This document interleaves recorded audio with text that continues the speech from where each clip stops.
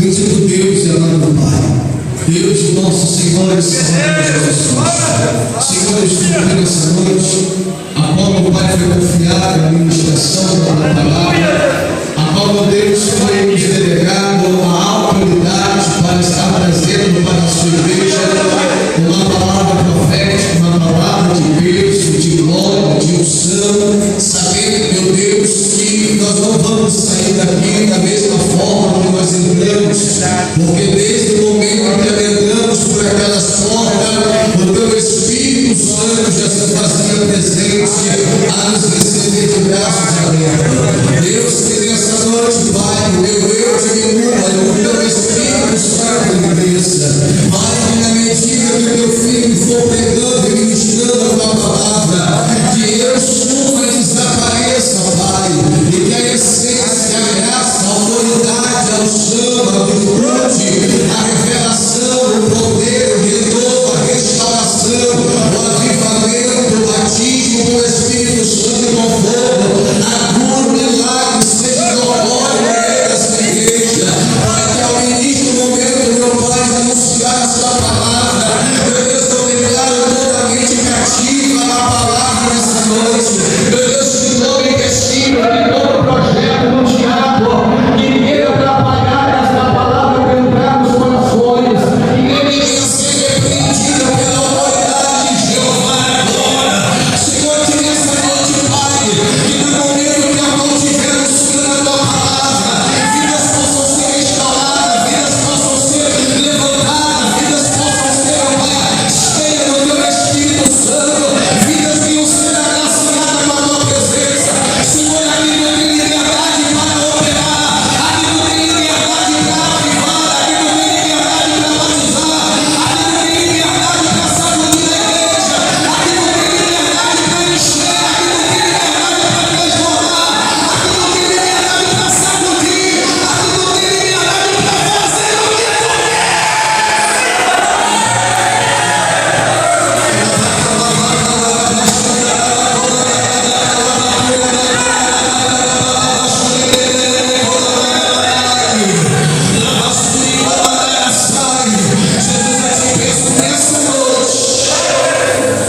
fala no teu povo, em nome de Jesus.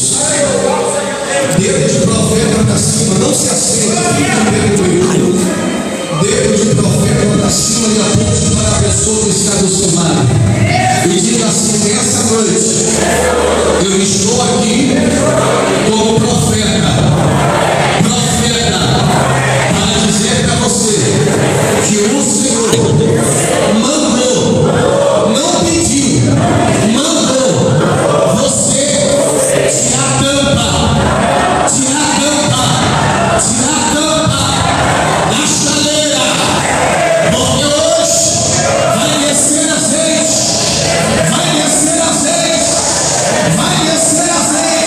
e se tiver azeite aí, meu filho, você pode dar um grande de glória a Deus.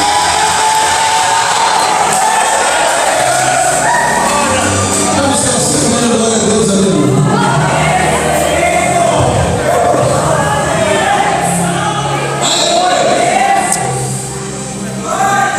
Livro de 2 Reis, capítulo de número 4, versículo 1 e 2, a qual eu e você acabamos de meditar nesse momento. Podemos observar nessa história a história de 3 personagens.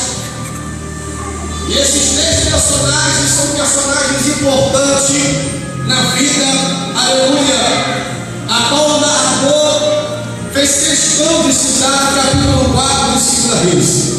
E quando eu leio a Bíblia Sagrada, eu fico analisando, pesquisando, estudando, observando, aleluia, o que o meu Deus tem falado com a nação de Israel, com o povo hebreu, com o povo escolhido, lavado, remido, santificado pelo poder do sangue de Jesus Cristo. E quando eu vejo o livro de 2 Reis, todos nós sabemos que foi escrito num período a qual muitos reis foi levantado, a qual muitos homens e mulheres foi levantado por Deus para fazer uma grande obra. E é aqui, nesse momento, a qual a Bíblia narra a história de um profeta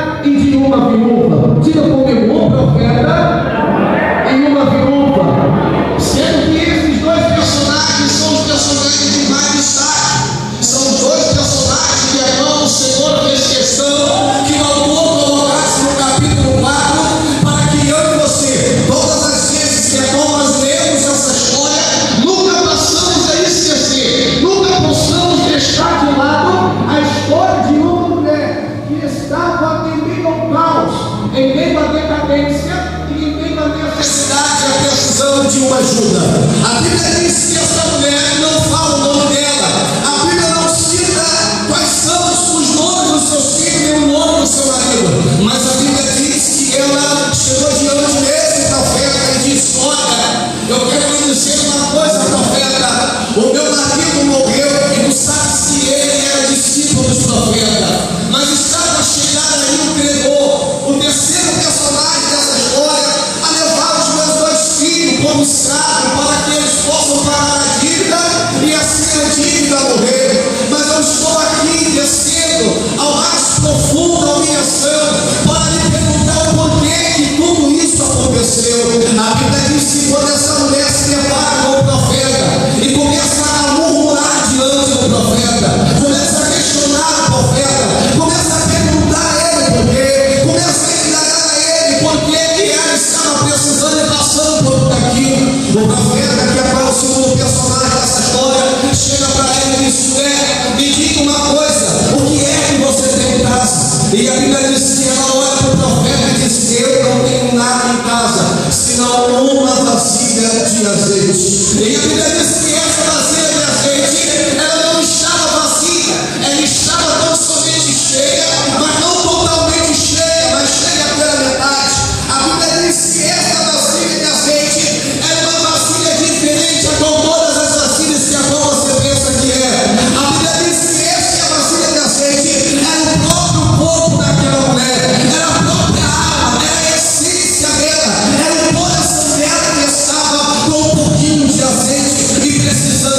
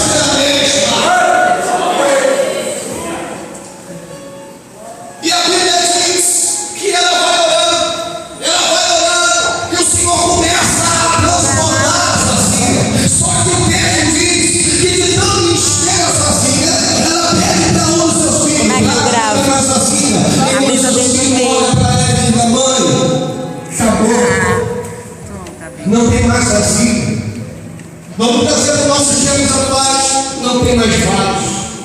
Labão,